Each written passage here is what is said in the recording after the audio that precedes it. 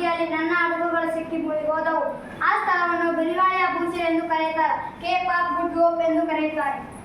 ಭೂಮಿಯ ಚಿಕ್ಕದು ದುಂಡಾಗಿರುವುದು, ಭೂಮಿಯ ಚಿಕ್ಕದು ದುಂಡಾಗಿರುವುದು, ಪಶ್ಚಿಮ ಹೋದರೆ ಭಾರತ ಸಿಗುವುದು, ಪಶ್ಚಿಮ ಹೋದರೆ ಭಾರತ ಸಿಗುವುದು. ಎಂದೋ ಹೊರಟಿರು ಮತ್ತೊಂದು ದಂಡವು, ಎಂದೋ ಹೊರಟಿರು ಮತ್ತೊಂದು ದಂಡವು. ಅವರೇ ನಾವು ಧೈರ್ಯ. Christopher Columbus.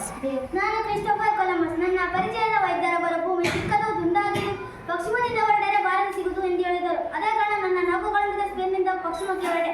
ಬಹಳ ತಿಂಗಳ ಸಾಹಸದ ಯಾಣದ ನಂತರ ನಮಗೆ ಭೂಪ್ರದೇಶ ಕಾಣಿಸಿತು. ಅದೇ ಭಾರತ ಎಂದು ಕರೆದೆವು. ಆದರೆ ಅಮೆರಿಕದ ಕೆರಿಬಿಯನ್ ಆಗಿತ್ತು.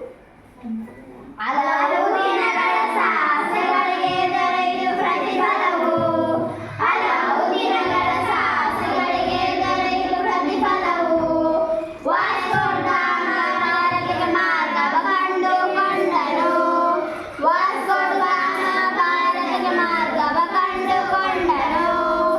ಇಲ್ಲಿಗೆ ಬಂದು ವ್ಯಾಪಾರ ಮಾಡಿ ಸಂಪತ್ತು ಗಳಿಸಿದನು, ಇಲ್ಲಿಗೆ ಬಂದು ವ್ಯಾಪಾರ ಮಾಡಿ ಸಂಪತ್ತು ಗಳಿಸಿದನು.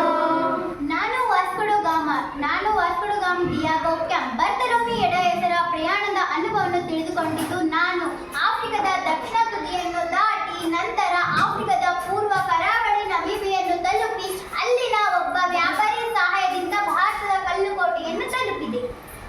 ಭೂಮಿಯಲ್ಲಿ ಸುತ್ತವೆ ಎಂದು ಹೊರಟಿದ ಮತ್ತೊಬ್ಬ, ಭೂಮಿಯಲ್ಲಿ ಸುತ್ತವೆ ಎಂದು ಹೊರಟಿದ ಮತ್ತೊಬ್ಬ. ಅವರೇ ಪ್ರಪಂಚದ ನಾನು ಮೇಘಲನ್.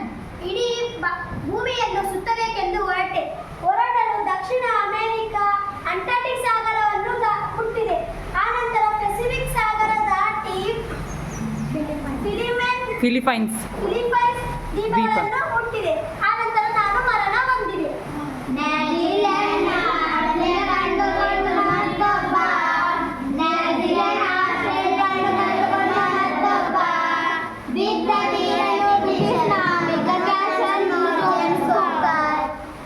ನಾನು ಜೇಮ್ಸ್ ಕುಕ್.